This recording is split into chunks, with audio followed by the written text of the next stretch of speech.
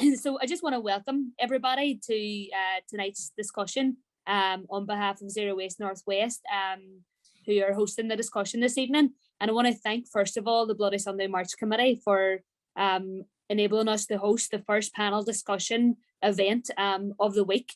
Tonight's discussion is entitled War in Nature, War in Community, Local Protectors Speak Out.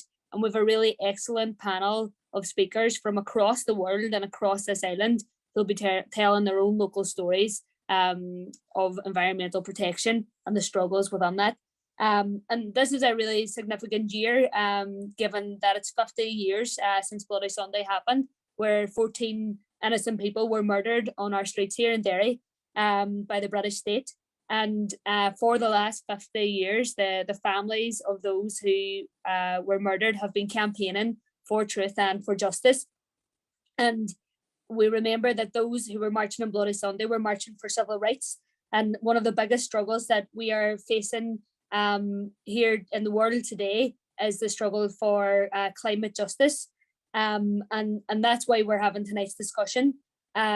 Figures released by Global Witness show that in 2020, 227 environmental protectors were murdered across this world. And these were people who, weren't activists. They stumbled into environmental protection campaign and work to protect the well-being of their communities and the well-being of future generations and the well-being of their local environment. And they were murdered for what they were doing. And tonight we will hear one of those stories of a woman who was murdered in South Africa by comrades of hers. But to kick off tonight, we're going to first of all have a rap. So Brian Cuthbert from Not Here, Not Anywhere campaign against the Shannon LNG pipeline. He will be kicking off the evening with one of his raps. Brian takes the persona of the accidental rapper, and his initial contribution, his rap that he's going to kick off with, will inform us of the anti-LNG campaign in Ireland, where 4 LNG terminals are currently planned. Gas is being pushed as a transition fuel, yet LNG, fracked and conventional gas, has been shown to be worse for the climate than coal, and it relies on the continuation of an extractive industry that impacts communities around the world. So Brian, I'll hand it over to you to kick us off. Thanks. Cheers, Maeve, and to everyone involved in bloodysundaymarch.org for hosting this. Just give a little bit of context before I kick off. So I'm with a group, Not Here, Not Anywhere. We campaign against fossil fuel infrastructure and exploration in Ireland. So one of our campaigns, like you mentioned, is against LNG. So LNG stands for liquefied natural gas. Currently there's no terminals in Ireland, but there's 4 that are planned. So what liquefied natural gas is there's gas dug up out of the ground. It's very often frack gas, not always though. Usually in somewhere like the US or Morocco, then they need to turn into a liquid. So it's cooled to like minus 250 degrees Celsius, turns the gas into a liquid, puts it on a ship, sends it across the Atlantic to Ireland, and then we'd have an LNG terminal here that would turn it back into gas and feed it to our network. The interesting kind of power dynamics about these terminals, is that they'd be importing a lot more gas than Ireland even uses in the year. So it's not actually for Ireland. It's the United States, for the first time in its history, has become a net exporter of energy. Through frack gas, they're now exporting more energy than they bring in, and they need markets to sell that gas to. So Ireland is being used as a gateway into the European market through these terminals. The largest one is in Shannon. So although we've had a ban on fracking in this Republic of Ireland, and we have a frack gas import policy statement, this Shannon LNG terminal is still being allowed to apply for planning, and it's being fast-tracked to the European PSNI list. Again, despite public opposition, these companies are still kind of being allowed to do what they want, affecting communities here in Ireland, around the world through climate change, and also the local communities in the extractive sites as well. So yeah, this is a rhyme I wrote called LN Jesus Christ. So yeah, I'll just kick off. Food shortage, extreme weather, and societal tension. If you're not worried about the climate, you're not paying attention. It's like the forces of greed versus the forces of nature. Optimism bias won't stop the melting of glaciers. Yeah, everything looks rosy out the Overton window. Meanwhile, temperatures rise and hurricane winds blow. We keep kicking the can when it's clear as can be. If Mother Nature was a man, we'd take her seriously. Yeah, the hypocrisy is possibly what gets me the most. They'll sell us beautiful lies when they're trying to win votes. Doublespeak on repeat. Are you having a laugh? Energy security from Freedom Gas. It's fossil gas. Fuck the term natural gas. Seems your policies remain firm back in the past. If Europe was a school, we'd be back at a class. We need to end fossil fuels. Fuck fracking for gas. And Naz told me sleep is the cousin of death. The doctors gave us 12 years. We've only 9 of them left. 9 years, focus on the next decade, not that LNG company in Texas state who are poisoning the water and ruining lives, as well as desecrating lands of indigenous tribes. This is a textbook example of the many v the few. LNG has 3 letters and they don't include you. As career politicians hope that nobody's listening while they fast track decisions based on corporate interest, deliberately dodge discussion, hold democracy in a headlock, don't drill any deeper, there's monsters under the bedrock. And it's not just Fianna Gael, Fianna Fáil were compliant, a guilty opposition leader who just sat there in silence. This gateway to Europe dream is distorted. We'll never be let close aside of US importance. As I listen to them read another speech so calm, start to wonder, did the oil lobby grease your palm? Will you retire a consultant earning twice as much, or did you sell your country out for the price of lunch? I mean, how must it feel knowing that you sold them your soul? You know, that shit's like 40 times as potent as coal. No more unfettered control of Irish destinies. You're selling off our sovereignty the second you invest in greed. LNG, why'd you only hear it from me? Why aren't they shouting from the rooftops and an RTE? No referendum on this. The public just can't be trusted. Even the Dáil weren't allowed to have a proper discussion. Now they fucking fast track it for the upper tax bracket. If you're an oil and gas magnate, it's a fucking class racket. These hypocrites, they rip the piss. We banned it here, but look at this. We're being thrown to the abyss, sneaking LNG onto that list. But it's amazing what can happen when you channel your frustration. You can broaden people's minds, redefine a generation. Yeah, a better world is out there. It's just beyond our view, but you have to go and take it. It won't come to you. See, real heroes don't wear capes and they don't have powers. Real heroes seek a change, so they give up their hours. Real heroes walk amongst us and they don't get the credit on the losing side of most of their countless endeavors. But I'm inspired every week by the people that I meet, those who see through the deceit and those who take it to the streets, those who give up their evenings, going to activist meetings, those who refuse to be defeated and know their sacrifice has meaning. And those who can't yet vote, but won't take that as their excuse. I fucking wish our country's leaders had the wisdom of its youths. The clock keeps ticking, pretty soon it'll be time out. If the planet was a bank, we would have rescued it by now. Thank you very much. Excellent, thank you, Brian. I seen Brian live up at a climate festival in Stormont a few months ago, and I was blown away. And I don't think like anybody could put that campaign better. And never mind it being in rap is. It's incredible. So thank you, Brian, for that contribution. Next up, we have Safiso from calling in from South Africa.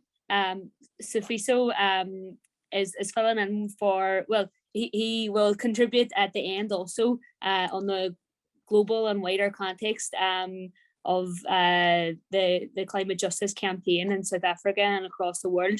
But we were supposed to have his comrade Lichle also speaking to tell the story of one of their friends who was murdered in one of the local campaigns against the mining company.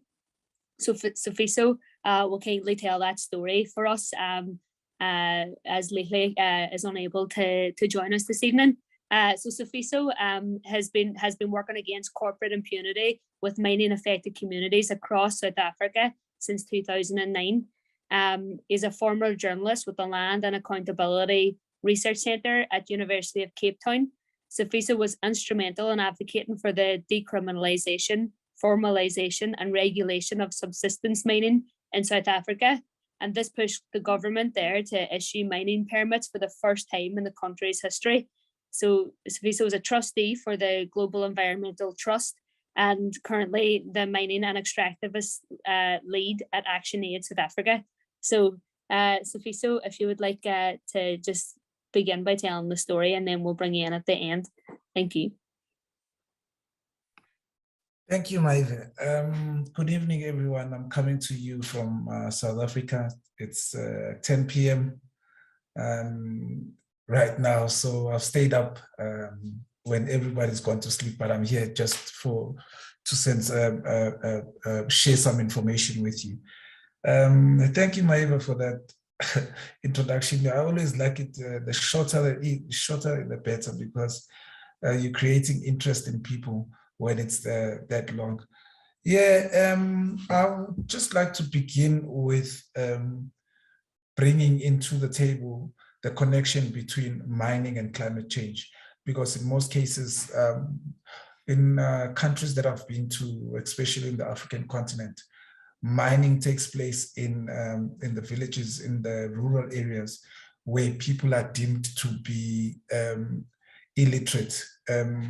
Yet our state's constitution and enshrined in the constitution is one of the cornerstone of the constitution of our democracy, is not only in voting, but it's effective public participation.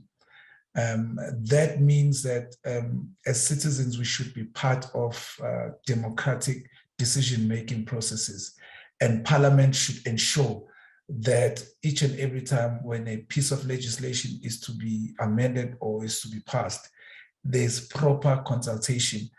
South Africa is a very diverse country. We have 11 official languages, and that when we talk about consultation, we talk about consultation that is meaningful, that people understand. Now, with my experience working with communities in these mining affected communities across the country, all our provinces, we've got 9 provinces in South Africa, all of them are endowed with mineral wealth. People, indigenous people who have been living in those communities for years, always rely on land, they always rely on the weather, they always rely on the environment. And you cannot separate the environment from people. People are the environment, and the environment is people, especially with our African culture, because of the herbs that we get from the trees and the likes and the likes. And that someone once said to me, we are so important that even the color of the soil that covers the land is the same color as us. That's what God has created us. And the reason why we as human beings are living on earth, are walking on earth, is for us to take care of the living things that cannot take care of itself. So that was our main purpose, not to extract. So and I'm grateful that I see the age group of our observers today differs from different generations. So in most cases, you find older people that really understand the land, really understand the ecosystem, that really understand the environment. They get perplexed when it comes to linking it to mining. But you find they're very eloquent in stating that, 5 years before there was this mine, we understood the weather pattern. Now it's around January. We know it's around summer. We know we should be expecting this pattern of weather. But every time now that the mine has been operating here, those things have changed. And we have seen droughts, the worst droughts in South Africa, all because of the fossil fuels. And you'll never find all these unperturbed weather patterns in areas where there's no mining. It's only now that we're beginning to see this. Then people are then organized as civil society. It's our duty to research and design campaign strategies, analyze policies, analyze legislation, because in most cases when legislations are formulated, it's only the people that are formulating it that understand it. But the people that will be impacted by this are not in the room to understand. Hence, the social movement of mining affected communities united in action that we formulated in 2012 after the Marikana massacre, where 34 mine workers were gunned down by the state. simply because they were asking for a pay raise. And we formulated, because in the policy space, it was always the labor unions, organized labor through the unions. It was always business through the Minerals Council. In every single time or in any opportunity, the voices of the community was always absent. Now, those who know the history, and Jim was alluding to the history, the similarities between South Africa and Ireland, because we come from a history where freedom fighters were deemed to be terrorists. Now we are standing up against the very same government who has been oppressed. Now they are oppressing us simply because we are standing up, we are talking our truths, we understand what we want. And the motto of this social movement, it's called MACUA, shortened for Mining Affected Communities United in Action, is nothing about us without us. I was in Mozambique. I think in Mozambique they speak, Portuguese. They said, Nader se nós, só se nós, something like that. But then again, I come back to linking it with fossil fuels. Now, South Africa is a mineral well-endured country where even the government, you find the president, you find cabinet ministers, you find all these wealthy families have interest in mining. And for them, they deem it as a sunrise. Yet for mining affected communities, it is sunset, simply because there are no benefits. We've been conducting studies, community-led studies called a social audit, where we looked at 10 different mining communities, different minerals, different provinces, but the impact is the same. Wherever there's mining, people are getting poorer and poorer because people lose land, and people in the rural areas depend on land for plowing. They depend on land for performing cultural rituals. Simple thing like burying your loved ones. And it's a culture in the African continent where you believe that when a loved one is passed on, they become an ancestor, and you need forms of connecting, constant connection with those. But when mining comes, they exhume all those graves. And because for them, it's all about money. It's all about profits, and lives come late. So according to The Guardian, in 2020, 331 human rights defenders of different forms were killed. And Latin America, that was across 25 countries. And Latin America, 177 were killed in Latin America. And around Honduras, Mexico, Afghanistan, Brazil, and Guatemala. And 69% of those were killed around that time were land and agricultural rights activists who are fighting against mineral extraction. Now, what I want to come into is the relationship that these mining corporations are enjoying being defended by governments. Late in 2020, I was a panelist in the UN with the UN Human Rights Special Rapporteur, Mary Law. It seems they also do not know if a powerful institution like the United Nations doesn't have power to be exerted on these governments to be able to act in protecting human rights defenders, then who else can do it? In South Africa, we have a Chapter 9 institution where it has powers just like the cabinet, just like the judiciary, which is the South African Human Rights Commission. They understand the impact made by mining, yet they do not have the powers to be exacting and putting pressure on governments to be protecting these human rights defenders.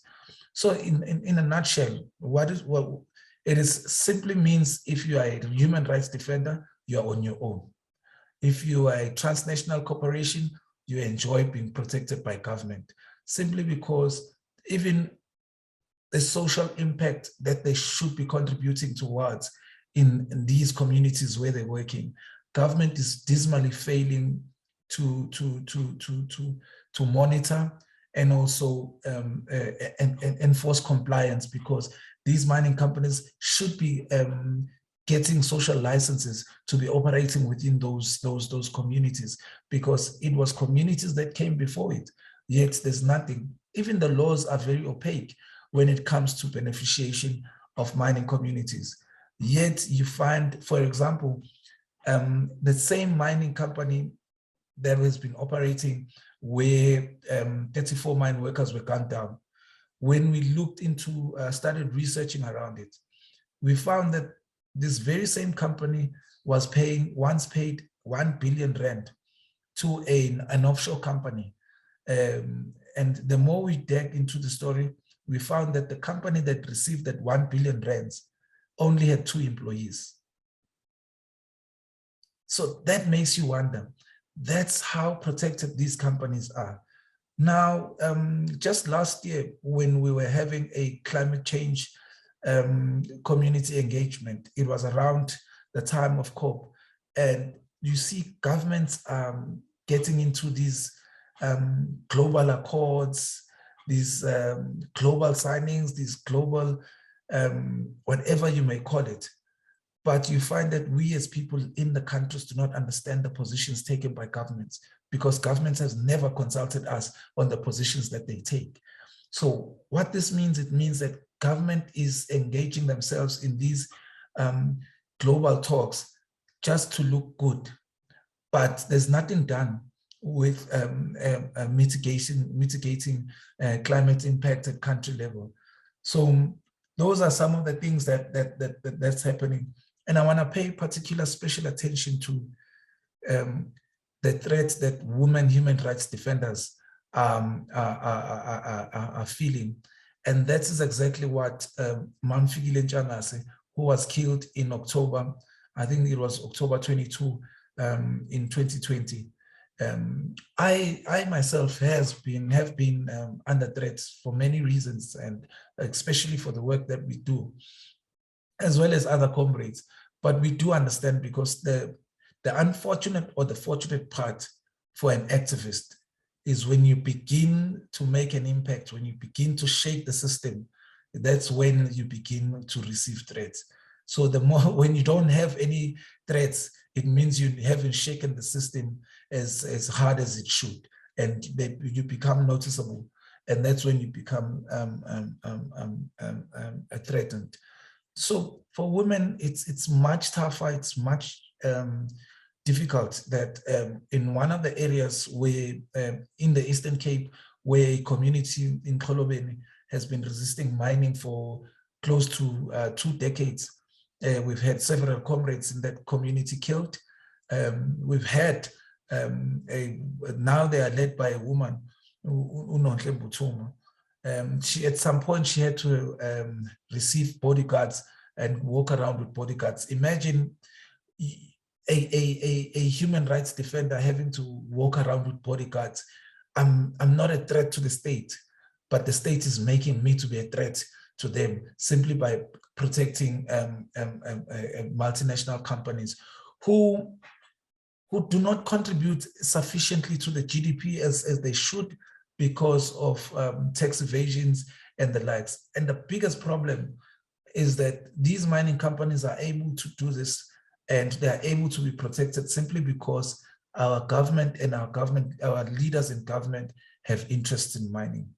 So these institutions, they can see, because maybe later on I'll share some of the process as to what we did in order to extend protection to our comrades, Mamfikile. And I would have loved if Lihle was here, because Lihle is working directly with those who are threatened on the ground. As we speak, we've had 2 court cases with the same community, And one has just been struck out of the Constitutional Court because it started in the High Court, and then we went to the Supreme Court of Appeal, and then we went to the Constitutional Court.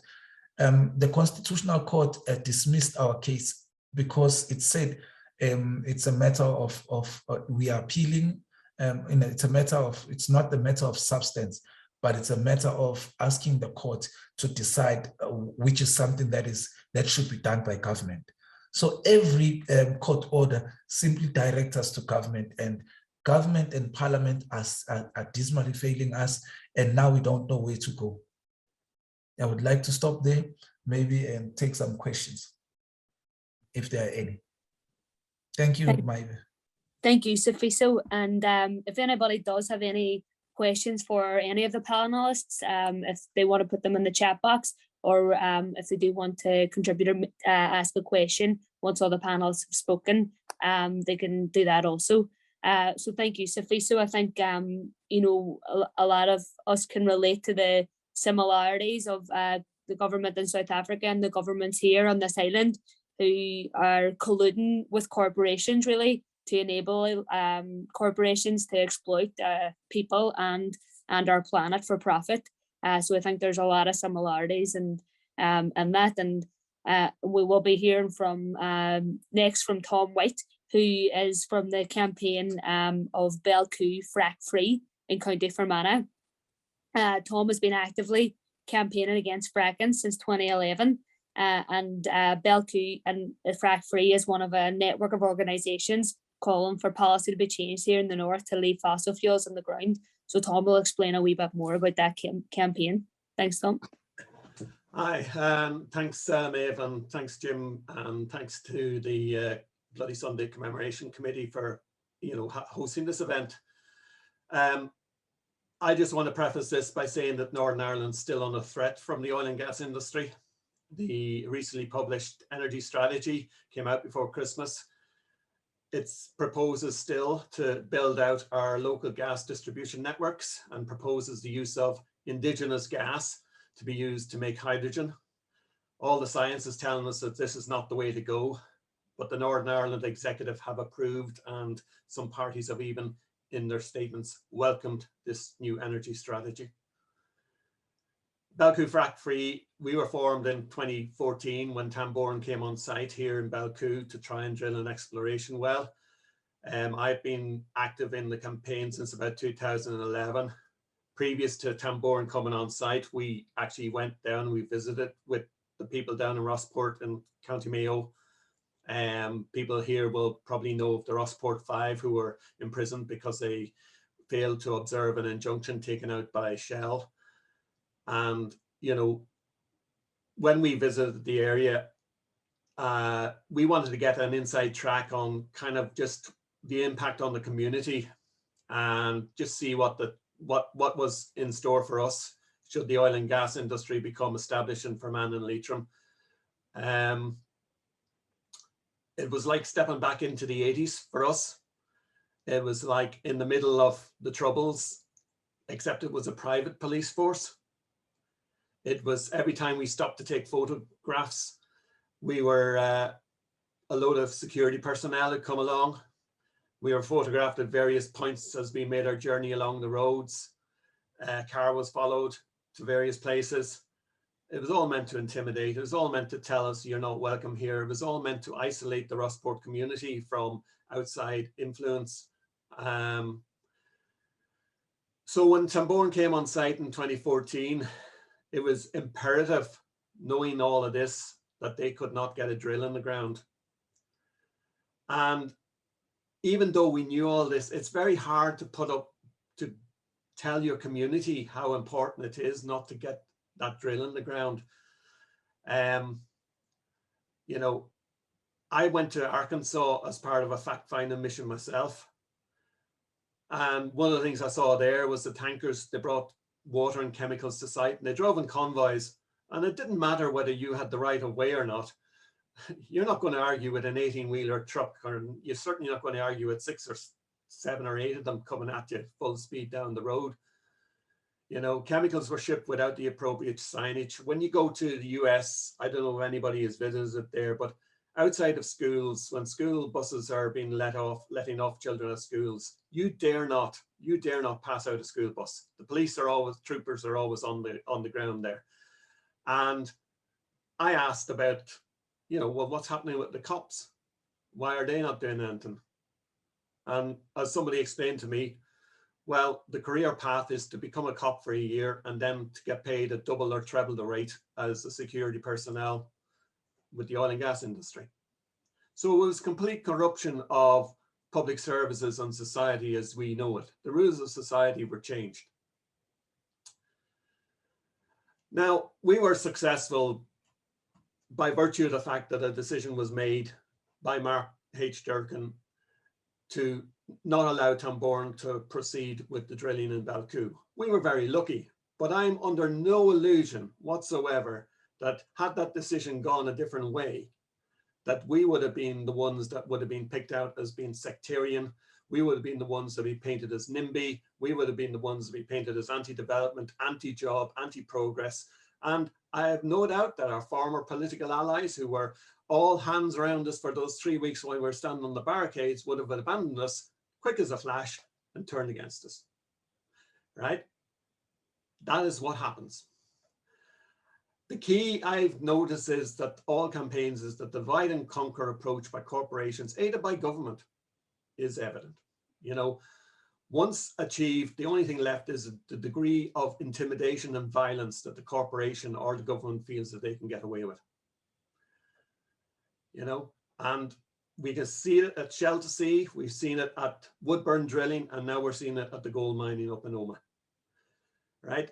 We're seeing all that, and that's on our island, you know, and we've just heard from our South African contingent. When the state backs the corporations, all sense of fair play and justice is lost. At the heart of this is our licensing system. Most of it is based on outdated legislation. And this is a system that effectively confers powers that are normally reserved for government to private corporations. And it removes the government one step from that oversight and accountability. It allows governments and politicians to throw up their hands and say, oh, hey, it's so-and-so, Shell or somebody else causing the problems, not us. But it is the politicians are causing the problems.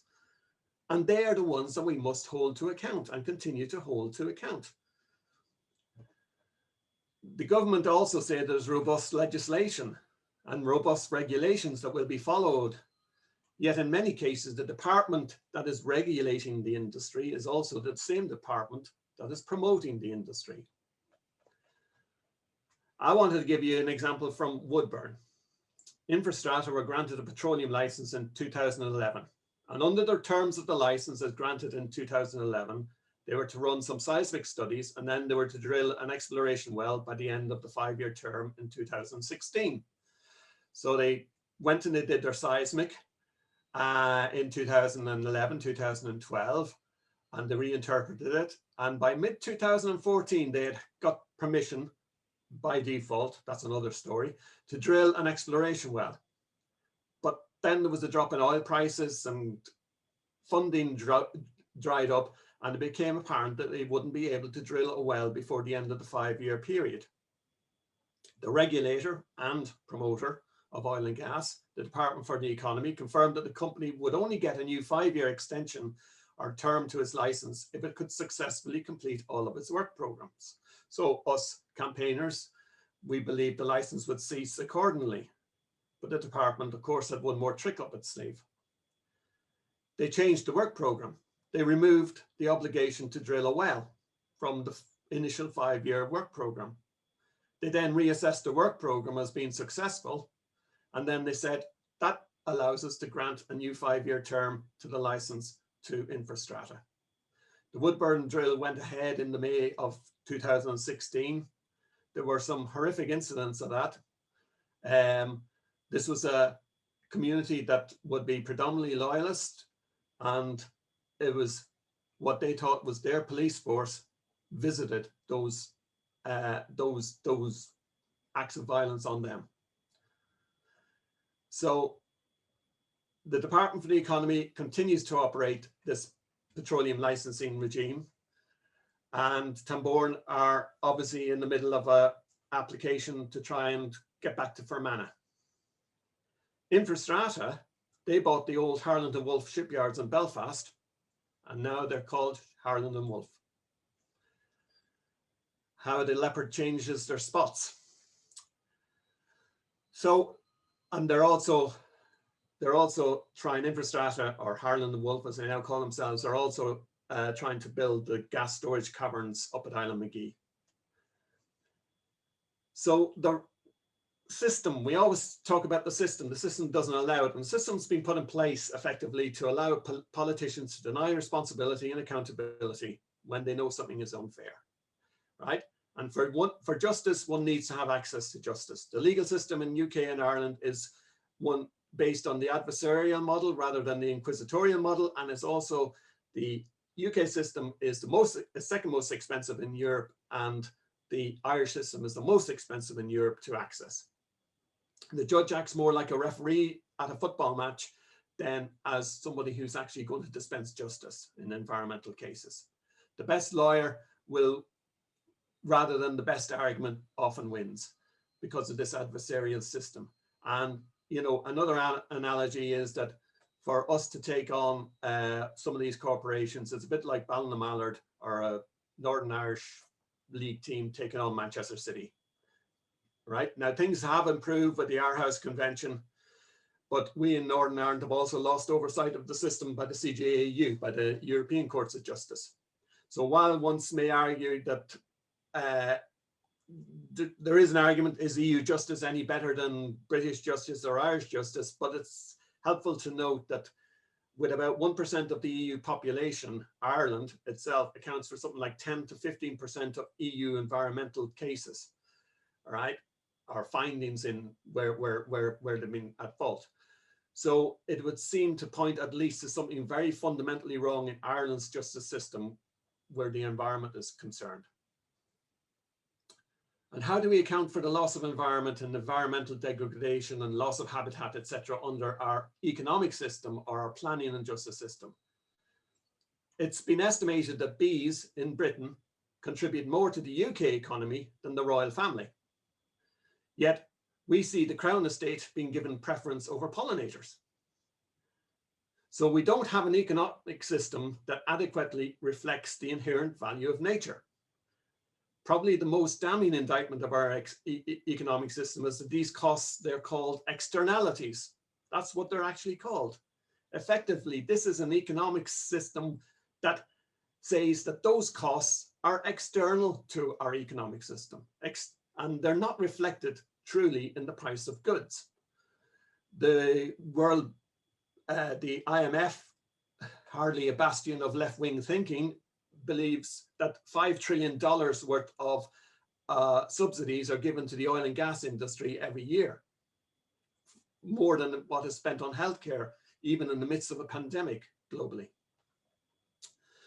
So these externalities, these costs, they fall on the people most affected and who can't reap the rewards or benefits of using these goods. And they're invariably, they're costs associated with the environment, with public health, with well-being, and with prosperity. And they enable these sacrifice zones that we hear about. And the people who endure these costs, they're the ones which the government and corporations will bear down on most. Because they have to contain, for this system to continue, they have to contain any dissent and make it seem like it's only isolated groups and individuals who are speaking up. So at a global economic level, the problem's even better than that, or even greater than that, because if you admit, for example, the reality of climate change in relation to petroleum industry, what you're actually admitting is a huge market failure. You're admitting that our economic system has failed. Because what you're also admitting is that to take and to fix this economic system will take governance and legislation. We haven't seen our governments, we haven't seen, now Paris was a slight turning point, but then we have Trump, and now we've got Johnson in power. So what happens is we kind of reach a point where I think the people want to move, but our politicians are lagging behind. So what can we do? Well, Edmund Burke said, nobody made a greater mistake than he who did nothing because he could do only a little. So everybody just needs to do a little bit. As campaigners facing injustice, we have to cooperate and ensure that groups or campaigns are not isolated. When the Department for the Economy receives requests for information on fracking from Tom White at Belcoo Frack Free, they'll pass a bit of heed, but not much. But if they start receiving requests for information on mining or gas caverns or some such other requests from Tom White at Belcoo Frack Free, then they start to get worried, because then they realize that I'm talking to those groups. And they realize that there's possibility of campaigns starting to get together. And as we have some South African people on here, I'm just going to give a quote from Desmond Tutu. He says, "If you're neutral in situations of injustice, you've chosen the side of the oppressor." And there's another bit to that. He says, "If an elephant has his foot on the tail of a mouse, and you say that you are neutral, the mouse will not appreciate your neutrality." And I think it sums up where we are. Thank you. Thank you very much, Tom. That was an excellent contribution, and I think you've really painted the damning picture of the awful state of things here. And I think you'd mentioned COP26, which I think has been analysed as a failure, unfortunately, as a lot of the governments and big political parties made all sorts of promises and commitments. Yet, what we've seen, unfortunately, was governments creating loopholes for corporations to continue to pollute and to continue to plunder our natural reserves in our local communities for profit. So thank you so much for that contribution. We're going to hear now from another really important campaign here in the north of Ireland. We're going to hear from Barney Morrison, who we're really honoured to have Barney here tonight, who really is a frontline defender, and we don't often hear from Barney in this campaign. So thank you so much, Barney, for speaking on our panel tonight. And Barney's part of the Save Our Sperrins campaign, based up in Greencastle in County Tyrone, against the giant, the elephant gold mining company, Dalradian, who are attempting to mine for gold in the beautiful Sperrins. So Barney will tell us a lot more about that campaign and the climate justice struggle that you are fighting for. Can you hear me all right, maybe? Yeah? Yeah, hear you perfect, Barney. Thanks. I just want to say, but I'm not a public speaker, so bear with me. And I'm going to highlight on the collusion between the mining company and the police and this. And if I'm looking down, I'm reading it because I had to write it down because it would go out of my head. So I'll start. So I am involved in the anti-gold mining campaign in the Sperrins. And through the campaign, I have come to realise that money can buy anything, even a police force. I first become aware of the anti-gold mining campaign when my sister asked me to come along to a council meeting in Oma in January 2017. Where 3 land protectors were given a presentation on the dangers of gold mining. I was sickened and disgusted that night by how the councillors behaved, sneering and looking at their Facebook where these 3 voters would have given up their time and energy to educate them on the problems of gold mining. These were the councillors we had voted in to protect our rights. It should have been them educating us on the dangers of gold mining, not sitting laughing at our fears. After that meeting, I sat down with a few land protectors and learned more about Dalradian's plans for the Sperrins. I quickly realised that gold mining would not only affect Greencastle, but the whole of the island of Ireland. Ireland is a country that has had its troubles and dark times, especially in the north. But it's a country of unspoiled beauty. Its landscape is wild and wonderful. Its mountains and valleys and winding rivers all make it a beautiful place to live and work. The people of Ireland are connected to the land. We belong here. This is our home. It is this love of my home that would not allow me to sit back and watch a foreign company put plans in to rape and plunder this beautiful land, to destroy what generations of my people fought and died for. So I did what any Irish person should do. I became active in the anti-mining campaign. I began by attending peaceful public talks and demonstrations, raising awareness of the grave threat from mining companies, what would bring to Ireland. I also took an active role in manning the GPO camp, a set of caravans sitting on Dalradian's proposed site. After a few weeks of being involved, I realised the police were taking an interest in me. They called at houses of my family members not involved in the campaign, asking them to advise me to stay out of the campaign, as I did not realise the danger I was putting myself in. When this didn't work, they started sitting outside my house and trying to criminalise me to my neighbours by telling lies. The policemen were plainclothes and had an intimidating manner. I was not the only protector who was having visits from them. During house calls, an attempt to criminalise us in the eyes of our communities, to make people turn on us and not support our campaign. This attention also frightened some people off from becoming involved in the fight against gold mining, as they didn't want the intimidation from the police. Things escalated one day when I was stopped on the road while at work. The plainclothes officers pulled me in and proceeded to ask me, how much money would it take for you to walk away?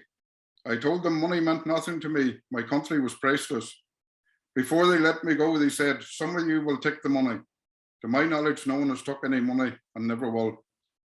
Shortly after this, I got arrested for the first time. My first arrest was along with 4 other protectors, where we were accused of beating a man. This, of course, didn't happen. The man didn't have a mark on him, but with the help of Dalradian and their lies, the police wanted us in court. But finally, they had to drop the case, as the evidence would have proved collusion between Dalradian and the police. This showed us how far Dalradian and the police were prepared to go to silence us. For months, this allegation hung over our heads. The community, thank God, stood with us and did not believe their lies. There have been numerous offences which point to corruption and collusion of the police when dealing with this campaign. If I was to go talk about them all, we'd be here for the next week. So I'll give you a few examples of the one-sided policing we have experienced. There's a big difference in what the police call a crime, depending on if it's us or the mining company. An example, 2 land protectors struck by cars driven by Dalradian staff. The police said it wasn't a crime. Families bullied on social media. Police said cyberbullying isn't a crime. Woman verbally abused at her own front door. When she phoned the police to report the crime, they asked her, was she for the mine or against the mine? When she said she was against the mine, the police said, we don't think it was a crime. A land protector wrestled to the ground, assaulted, his phone broken by Dalradian security. The police said that wasn't a crime either. A land protector who was struck by the Dalradian car then received a summons to appear in court for intimidation.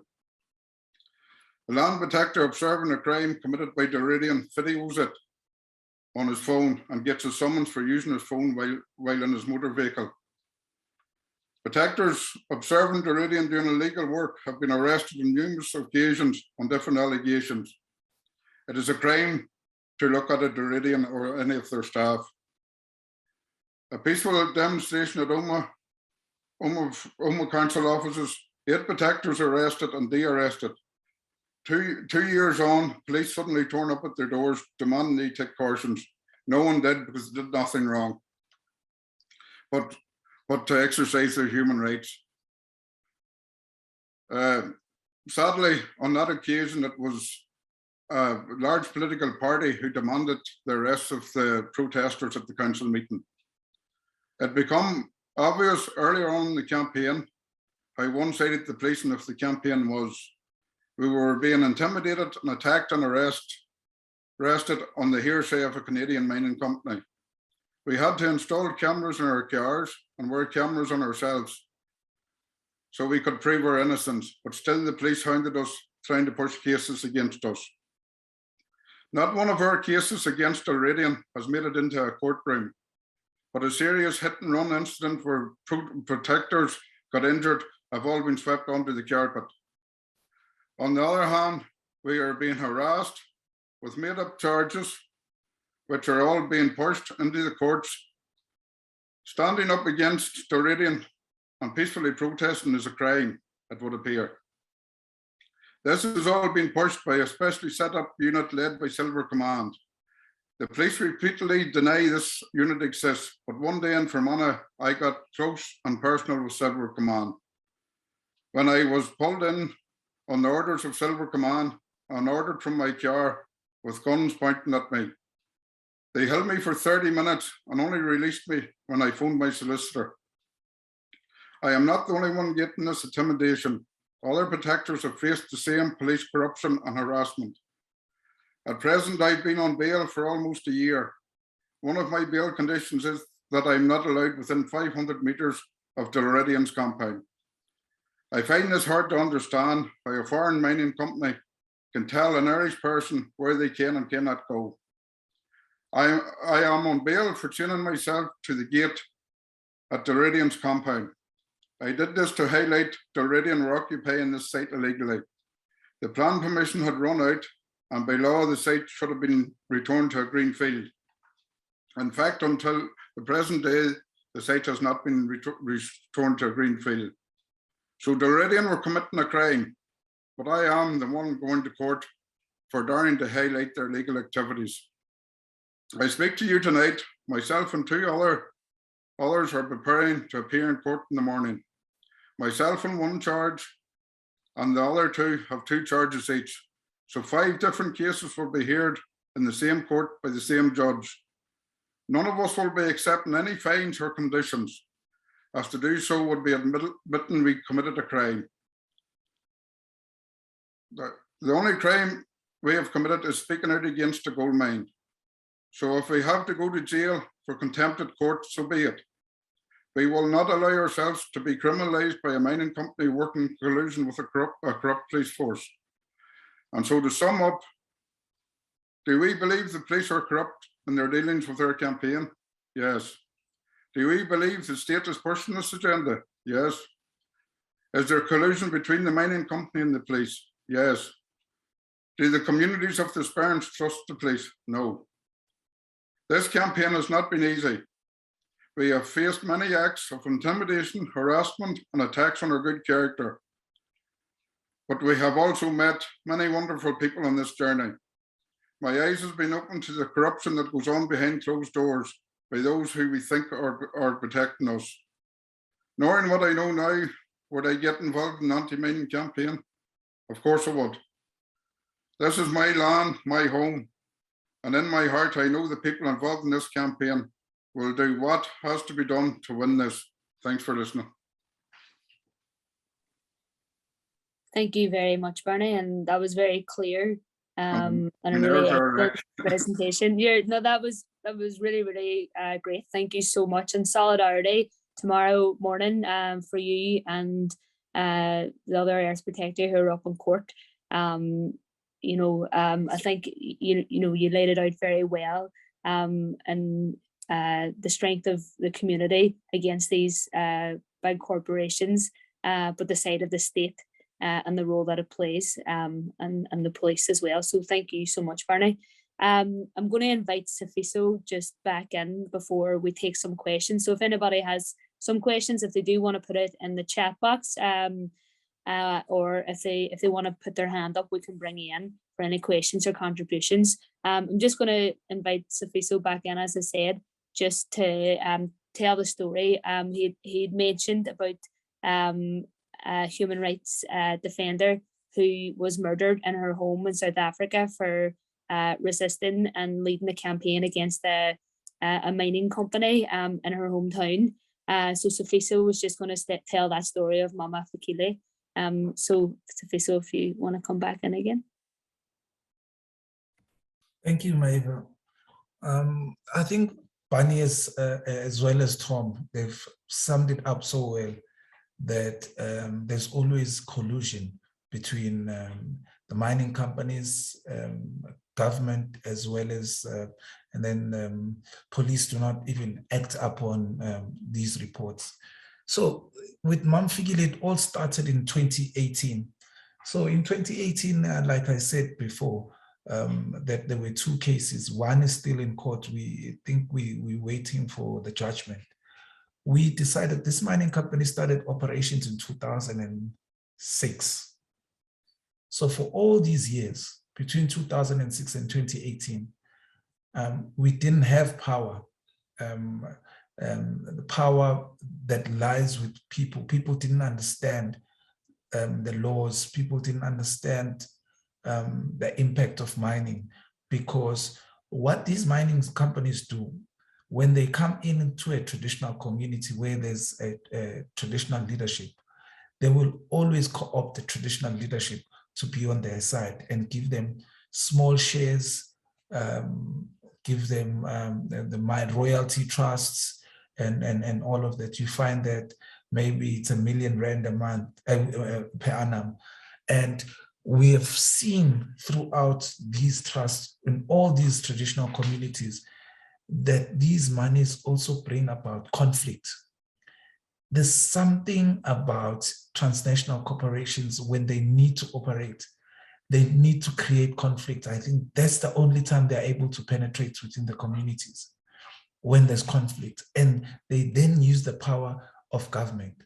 So in 2018, we decided to approach the courts to say, this mining company is not operating within the confines of the law, because they don't have the water use license, they do not have the waste management license and the proper processes. But because they were intoxicated by power so much, they didn't think that a small group. So from 2009, we started organizing communities. We started taking them on exchange visits in other communities where they've been experiencing mining, to see the real repercussions of mining. So people then really realized that the power lies within them. And that's what we've been doing with capacitating them. And women have this particular power because in most cases, when we as men are entering into negotiations, it's always egos. It's always about race. It's always about social standards. But women have this true activism within them of pointing out the simplest of forms. And in this case, the mining company from 2018, so they employed a strategy when about 3 villages had already been relocated. And where Mamfikile was from, it was in the next village where they wanted to relocate. It was close to 45 identified families. And when I speak about families, the families differ from 10 people within the family, 11, and so on and so on. With the South African economic structure, for example, like myself, I moved out for economic opportunities of my home province. I'm situated in Gauteng, where it's like the Wall Street of South Africa, where it's happening, where opportunities are.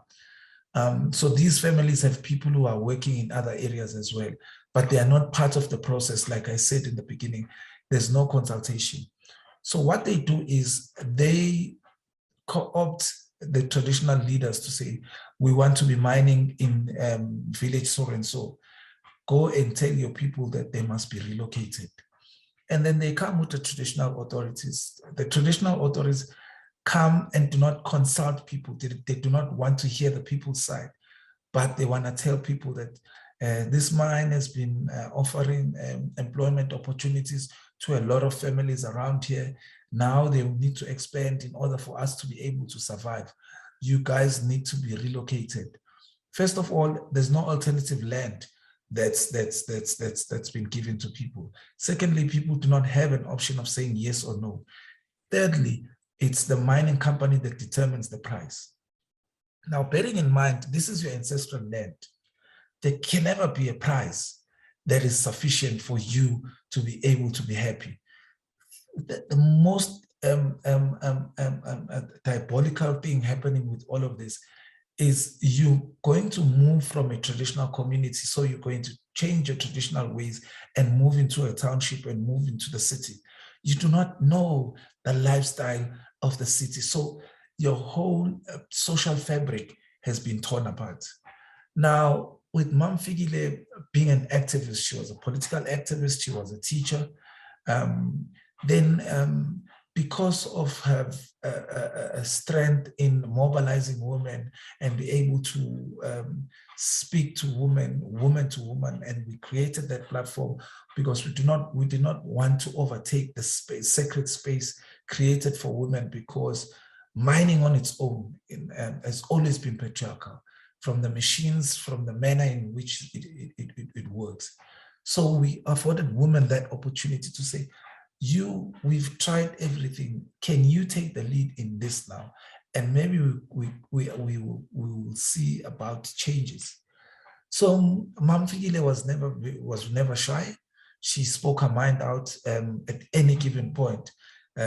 She never minced her words. So during this court process, the mistake that we made was that we took one of our activists who was able to mobilize in the community, and we made him the applicant instead of the whole community. But because we didn't know better, it was the first time we took a giant mining company to court, which was something that was never heard before.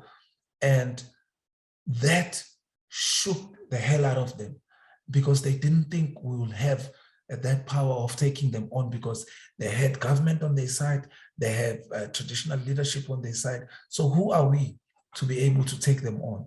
And we did take them on.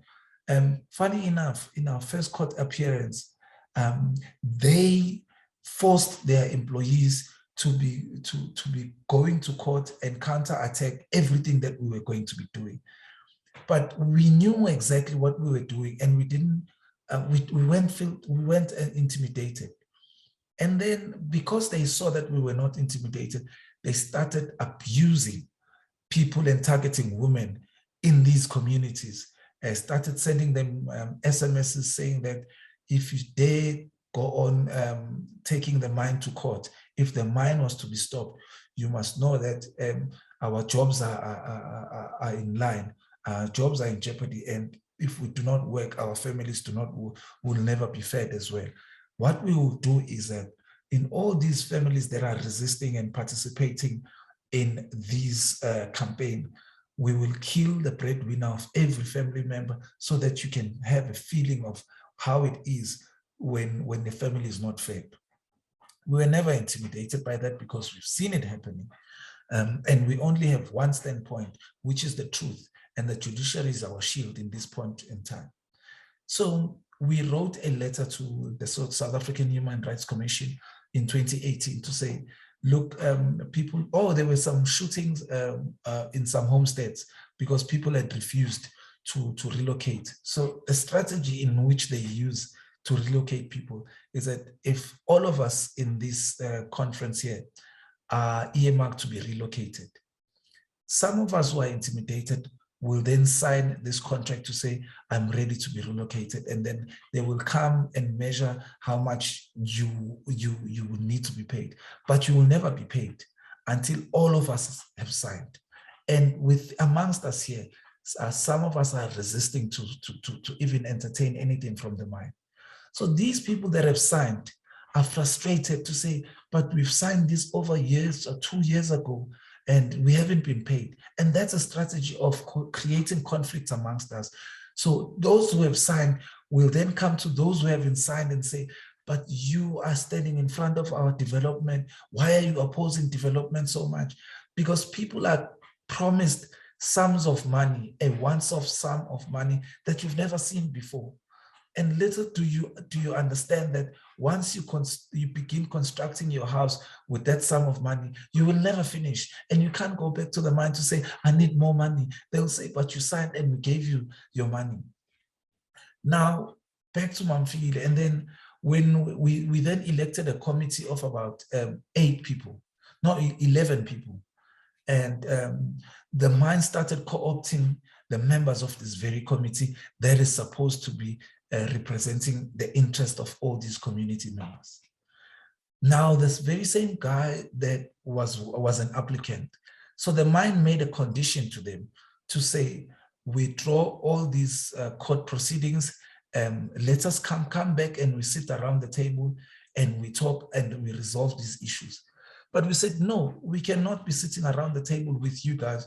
We've been saying, address these issues from the time you started operations. You've never given us an ear. You've never listened to us. Now that we've taken this to court, now you want to listen to us. In 2018, then the minister came down to the community because he had heard that there were conflicts and there were people who were intimidated because we were using the power of social media and we were using the media so much that we couldn't be ignored. In every corner in South Africa, we were talking about the same thing, and communities came out and told their stories. We made videos. When the minister came, he spent like 3 hours consulting with the mining company. And when it was time for him to consult with the communities, he said he doesn't have time. He spent like 30 minutes, nothing. We went as far as the king of the Zulu kingdom to say, here is the problem. This is your land, and the chiefs in this area are your subordinates. Please address this issue, because in 2014, he did call a mining a meeting where in the whole province and the whole tribe to say mining companies are not doing well in contributing towards development. We went there, nothing. We wrote a letter to Parliament. It was around 2019, informing them about the intimidations that communities are experiencing. Nothing was done. We wrote a letter to the Minister of Police before Mamfikile was killed. Nothing happened. We wrote a letter to the South African Human Rights Commission, alluding them to the intimidations that are going on. Nothing happened. Until then, the mine started co-opting members of the committee.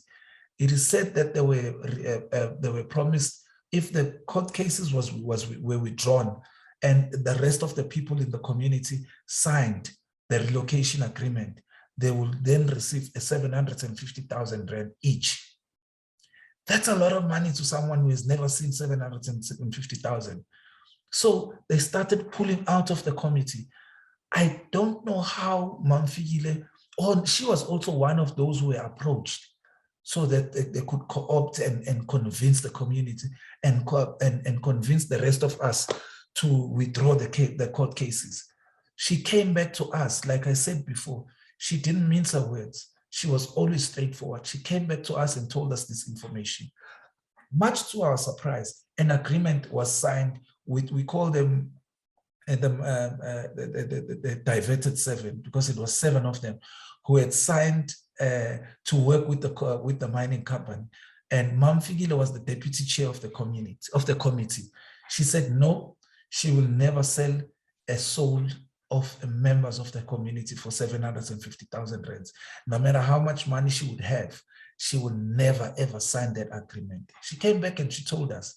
And then also the chairperson also did not sign, but we did not know the reasons why he didn't sign, because he ran away from us, he was intimidated. But Mamfikile was the only one who stood up to tell us the information and every step that they were taking. And everything that she told us really happened, because the mine then flew these diverted 7 to another province to sit down with them and convince them. But Mamfikile was absent in that. Now that Mamfikile exposed the under dealings of the mine, and it came out very clear that it's them, and we saw that there was no shadow of doubtness that it was the mine that was dealing with it. She then started speaking to us and informed us that look, I'm not feeling safe in my home because there were people that came into my house. Luckily, my dog started barking. I haven't slept in the past 7 days. I can hear footsteps in my home. One midweek on, I think it was the 22nd of October, I received a call that she had been gunned down in her home in front of her grandkids. It was 6 bullets. She was gone. And it was at night. In the very same morning, the next morning, the mine issued a statement to say that the murder of Mamfikile Jangasi can never be linked to mining, but it was a family feud. They were fighting over inheritance and everything. 2 days after she was killed, we met with the family. The family alluded the fact that there was no inheritance. There's never been any feud. And that on its own goes to show that the mining was trying to divert the attention from mining and just like anybody else who would do.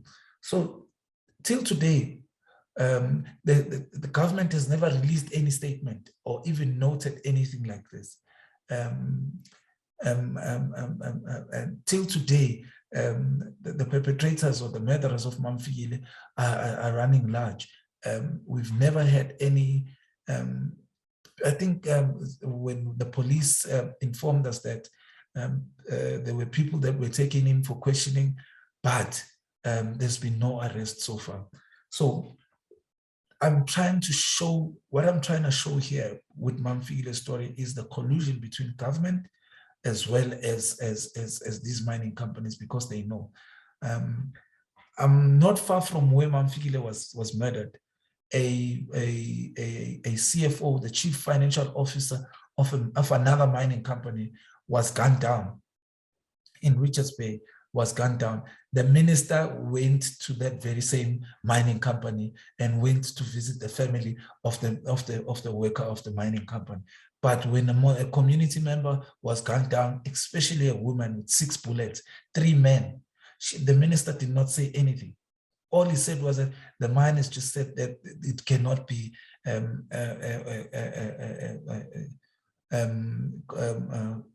it cannot be linked to mining. But we know this is always the case because, like I said, in another community in Kolobeni, when Bazua Khatebe was murdered, the very same thing was said, that it's related to taxi violence, but it's not related to mining. So this story even had the attention of the United Nations. We had a consultation session, couple of consultation sessions with the human rights special rapporteur, but nothing has happened. And we've seen this. Like I said, it's very rare. Out of the 331 human rights activists that were killed in 2020, you hardly hear of any prosecutions. And you hardly hear any government is not taking any accountabilities. So the power is in people. We will continue to mobilize on the ground to be able to expose the underdealings of government as well as these transnational corporations. Thank you. Thank you so much, Sophie. So that was such an important story to tell, particularly for this event. So we really thank you in sharing that, because I know it mightn't have been easy. So thank you so much. If there is anybody who has any questions that they would like to ask any of the panelists, or if there are any contributions from anybody, if you just want to raise your hand, or you can put the question in the chat box also.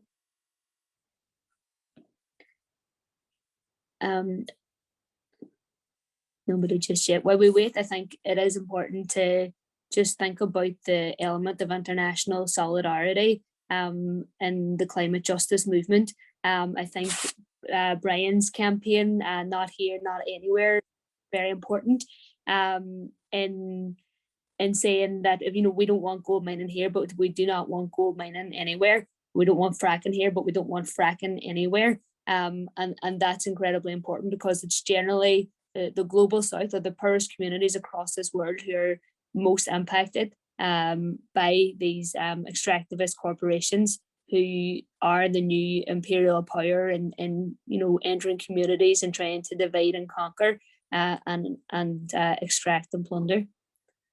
Do you have any hands up yet? There we go, Diane. Excellent, thank you.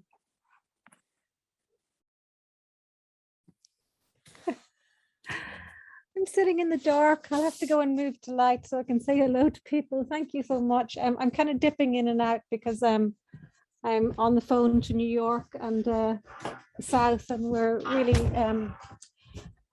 up 24/7 at the minute with a campaign in Fermanagh, because we have the fracking company. Let me get some light. We have the fracking company here on their way back, as Tom has explained. You know, it's very intense at the moment because we have a policy review on petroleum licensing coming into the executive within the next couple of weeks. And we have a new energy policy, as Tom said, that's pro-fracking. They say we'll start a new oil and gas industry and we'll turn it into blue hydrogen. So it's very intense at the moment, and I can fully identify, and my heart goes out to everybody here who's suffering at the hands of this. I'm also a student in the Ulster University doing community development degree, because I've been lobbying on community health issues for a very long time.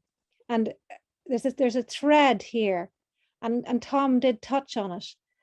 And what we're really fighting is neoliberalism. And I'm getting ready to do a presentation, which I haven't had time to record yet because of this campaign.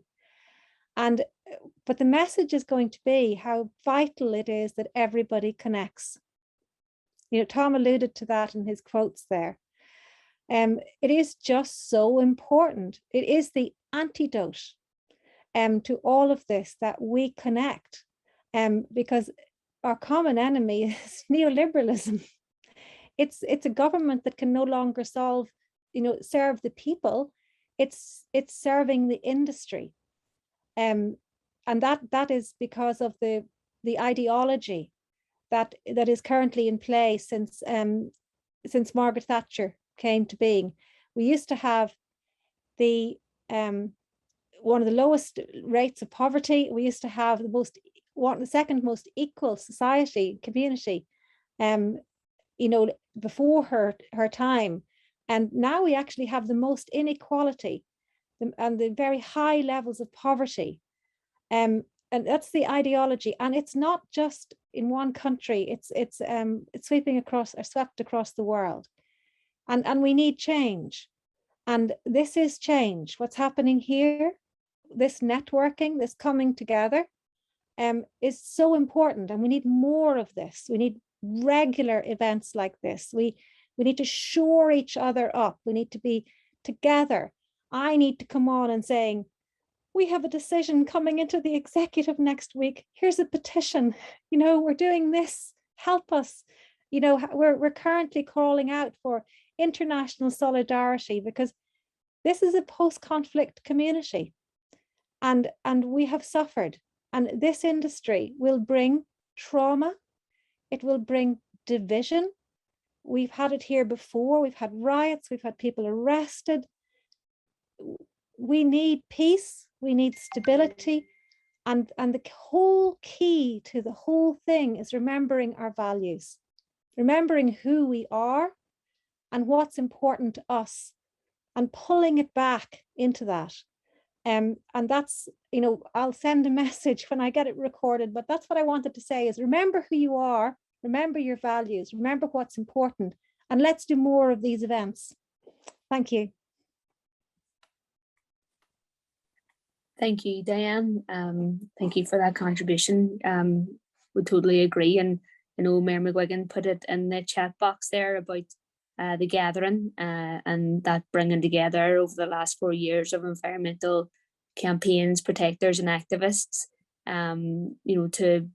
to bring that strength and solidarity together.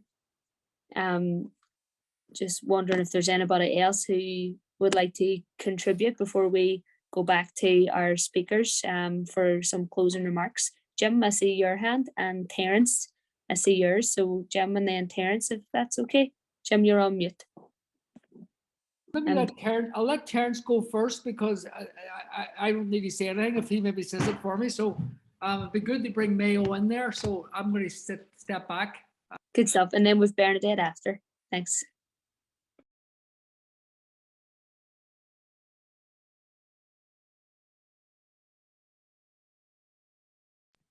Terence, you're muted.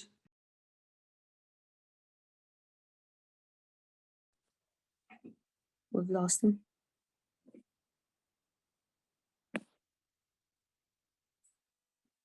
Terence, your video's off and you're muted. Will I come in while we're waiting for Terence to come back in? Sure.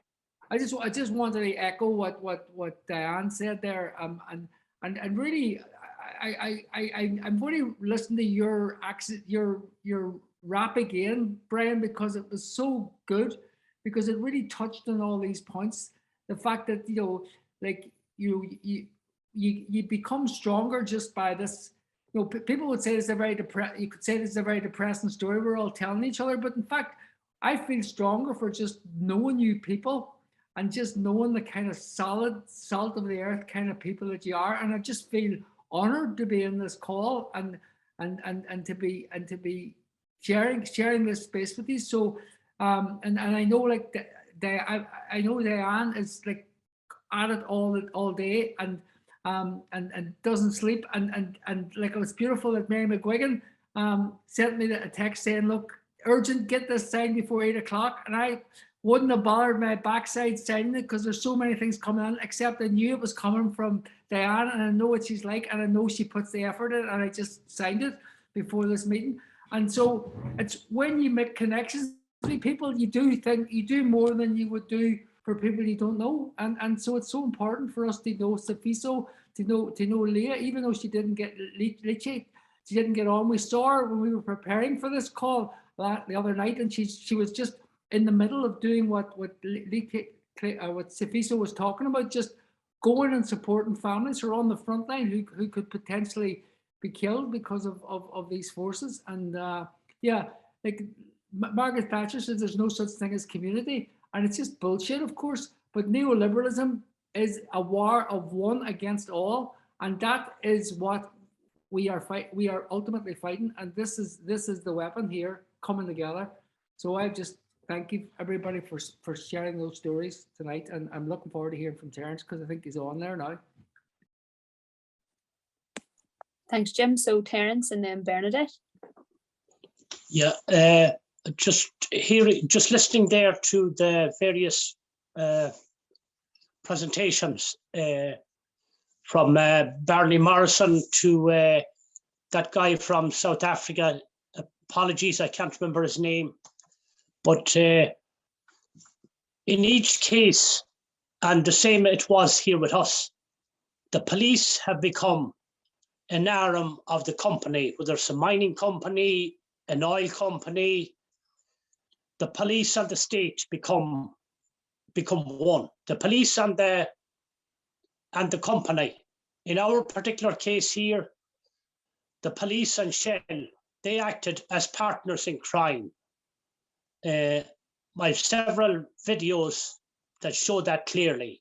There's a lot of it up online. So the only hope you have, I think, particularly long term in your campaign, is log everything regarding your interactions with the police. Don't leave it to chance. In the long term, hopefully you can make good use of it. But and as in Africa, South Africa, in Greencastle and the Sperrins and elsewhere, they do everything possible to divide. The best way of countering that, in my mind, is try and educate the people with solid evidence of what's wrong with whether it's mining, whether it's oil and gas, whatever it is. it's your best weapon. Educate the people with solid evidence, not just your word. So and nowadays the companies and the governments have a bigger problem because of social media of getting the word out there of what's going on. So they are, in a sense, a bit desperate because of climate change and all involved with that. A lot more people are starting to take notice, fortunately, of what's going on and the consequence of mining or oil and gas, whatever it is. So they will do everything. In my mind, they'd be a bit desperate at this stage because more and more of the public are starting to demand action. So we need to keep at it and maybe do a bit more than we have been doing, possibly. That's about all I have to say. And the human rights and the rights of nature, when you really look at it, they're the one. Thank you, Terence, for that contribution. I just see in the comment box, Rose Kelly has said that in Ireland there is a Communities Against the Injustice of Mining campaign, which in Irish, sorry, I'll just get it up here again, which it also means a circle of protection in Celtic belief, which is really great. Thank you. And there's the information from Lamp for Manners also in the chat box. Bernadette, if you want to come in just as our last speaker from the floor, if that's okay, before I bring it back to the panelists. There is a question in the chat box also for Safiso, if you can see that, Safiso. So Bernadette. Thanks very much, Maeve and Jim and everybody that organised this tonight and the speakers. You've been brilliant and so inspiring and so heartwarming to hear you talking about issues that are so close to our hearts, you know, here. I live in the Republic of Ireland, so I'm across the border from some of the people that are here, but we have the same problem. And we have been helped greatly by people in the Sperrins who have helped us in our campaign and against the mining company coming in. But the problem is here we have a government who are just bent on, you know, increasing huge amounts of land in Ireland and giving it over to mining companies, and also pushing through our parliament a law that will give them even more rights, which is CETA. And it's something I think that people aren't really talking about. Even, you know, some of the people in government who are environmentalists and with, you know, an environmentalist party called the Green Party are trying to push this through. And basically it gives, you know, just free rein to the mining companies in international trade agreements. And I think it's something that we all need to start talking about, try and lobby against it happening, and, you know, contact all our politicians that are on the ground and object to it. But also, you know, I think our language that we use, we need to be really strong and specific about what we're saying, you know, and not just fracking, but mining. We need to be saying we're anti-mining, not just anti-fracking, because some people just don't know, you know, that if you're anti-fracking, that you're also anti-mining. It has to be spelt out. It's like time enough pussyfooting around with this. There are people who have been affected all over the country. And, you know, I was delighted to hear Diane talking about system change. And we really need system change and to stop thinking that we can continue, you know, talking about batteries in cars and, you know, then not having proper public transport. So thanks very much. That's all I want to say. Thank you. Thank you so much, Bernadette. That was really excellent. So before I hand it back to the panelists, I just want to let everybody know that the Bloody Sunday March Committee have organised a whole week-long series of events and numerous panel discussions, which all can be found online at the bloodysundaymarch.org. and many of the events are online, so people can access them from wherever they are. And the March for Justice for the 50th anniversary of Bloody Sunday is happening this Sunday at 2:30, meeting at the Craig and Shops up in Central Drive in Derry. And the title of the march this year is "There is no British Justice." So I'm just going to bring it back to the panelists now. So I'm going to bring Brian in last, if that's okay, Brian, because I know that you might have another wrap for us. So if we begin with Tom, then Barney, then Safiso, then Brian. Thanks.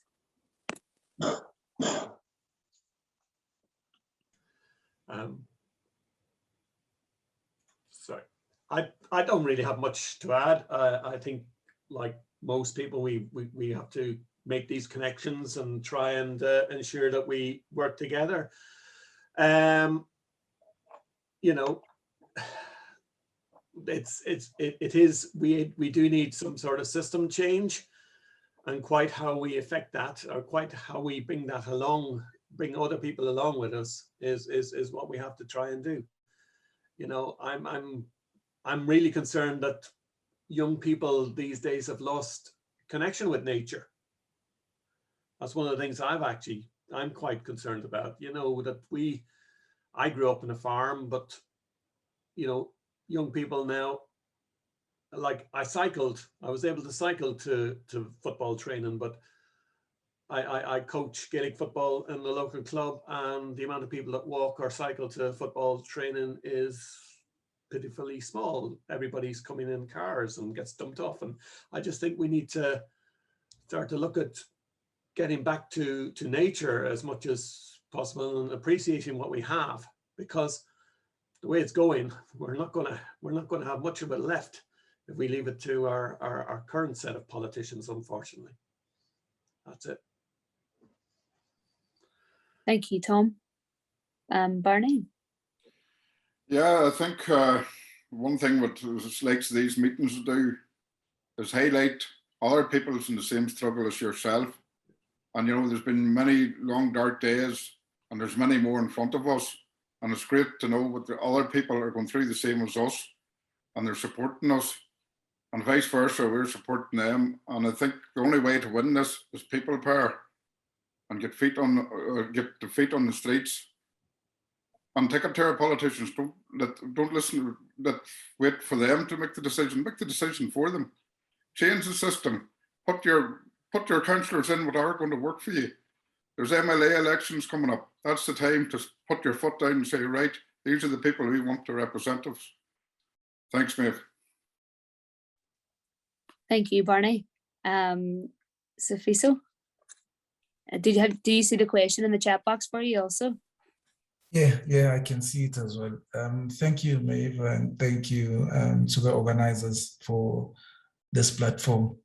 I hope it's not the last time, and hopefully we'll be able to get our way through COVID, so that we could meet face to face, and so that we could also get to exchange experiences with the grassroots organizations that are working on the ground.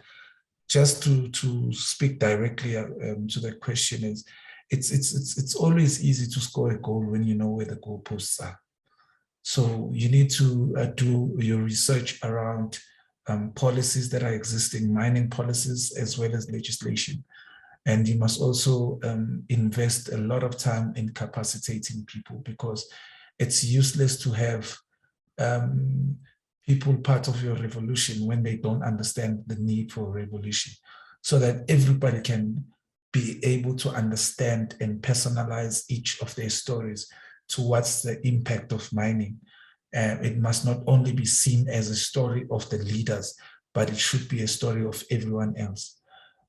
Also, be prepared to stand up against government. You're going to receive a lot of threats. You're going to receive a lot of nasty things coming your way. But I always say I'll never be scared of dying, because I've never died before. Why would I be scared of death when I've never experienced it? And it's much more easier for me to die knowing that I'm dying for the truth than to, because even now with mining operations operating, you're dead, because in South Africa, where you find that it is communities that pay for the profits that are made by these mining companies. How do I say this? Is they will come and they will grab your land, the land will be intoxicated, the land, the respiratory diseases, you will have to dig in your own pockets, but you've never made not even a cent from the minerals that were mined in your background. And it's like Martin Luther King said, injustice anywhere prevents justice everywhere.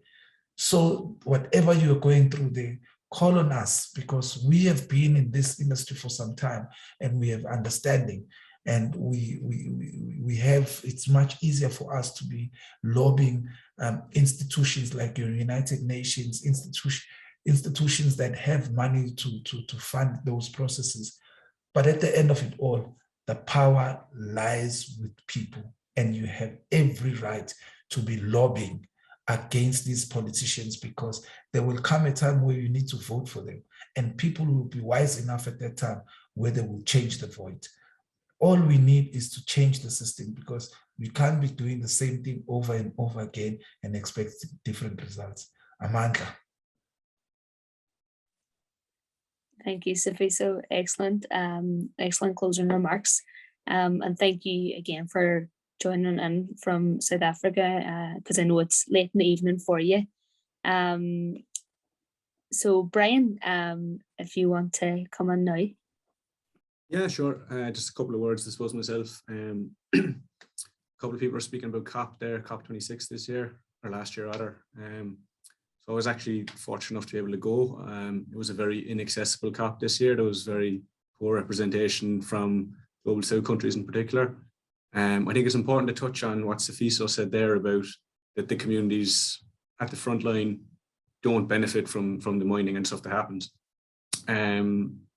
One of the major things we saw coming out of COP26 were all of these pledges for net zero.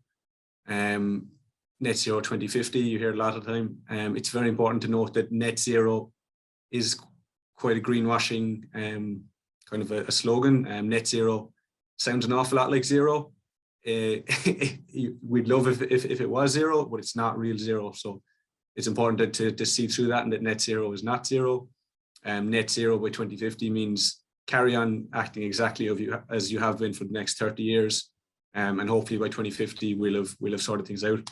It's also adding more carbon into the atmosphere and just offsetting that carbon by tree planting and processes like that, as opposed to tackling the issue, which is the source of the emissions.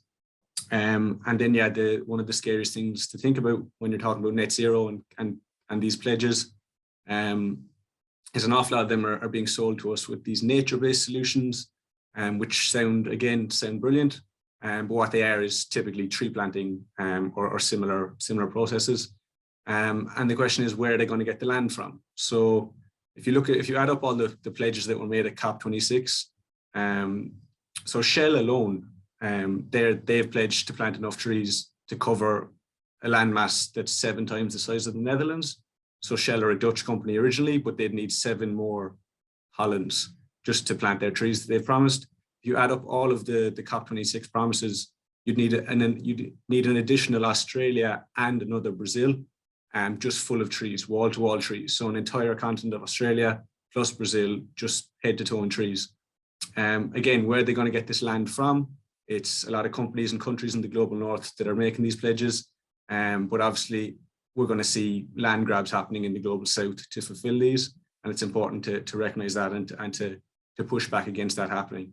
Again, we're the ones who've created the emissions, and now we're going back to the global south and trying to solve it by punishing them and taking their land from them. This final rhyme I'm going to do is just a poem I wrote before COP.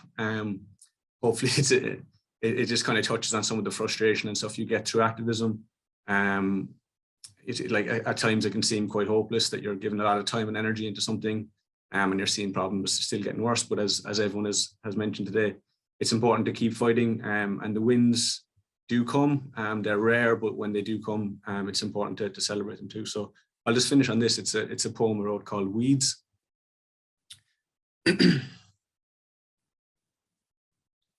My heart is longing for an end to the anxiety. You know that feeling when you can't picture your own future reliably? Some days you can ignore it, but it still chips away quietly as you see the threads unravel from the fabric of society.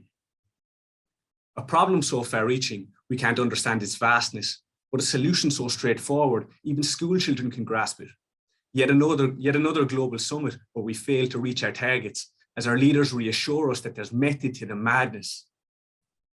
Dear tomorrow, look, I'm sorry if I haven't done enough, if at times I've been too selfish, if I haven't put you first. And look, I know that talk is cheap and that these are only words. It's just that sometimes what is right and what is easy can get blurred. I guess everybody's shallow if you just dig deep enough. Some days I feel inspired, some days I feel like giving up. And it's easy to point fingers or to reassign the blame, but in those moments I just need something to reignite the flame. Whether it's hearing those at fault as they try to justify it, or seeing activists standing up to them, defiant. Yeah, sea levels might be rising, but we're turning the tide as the grassroots have grown to be a thorn in the side. So lean into the part of you that thinks the world's unfair. Pay no attention to the part of you that tells you not to care. Right now, the future is a question, and we're all part of the answer. Remember, weeds are just the flowers that nobody made a plan for. Thank you. Amazing, Brian. Thank you so much. And I want to just take the opportunity to thank all our panelists, all our contributors in the discussion, and everybody who attended this evening's event. Thank you so much. And if people can attend this Sunday, the Bloody Sunday March for Justice this Sunday, 2:30 at the Craig Shops in Derry, then please do come along, bring your banners, bring your communities, and bring that struggle that we all share for justice, for climate justice, for justice for the Bloody Sunday families, and for many injustices that people face locally and across this world. So thank you so much, everyone, for coming, and hope to see you all at other events throughout the week. Thank you. Thanks, Maeve. Thanks, Jim. Thanks everybody. Unmute and clap and shout and say solidarity. You know, just make a noise. It's so good to hear each other. Come on, Jim. Oh, brilliant. Thank you.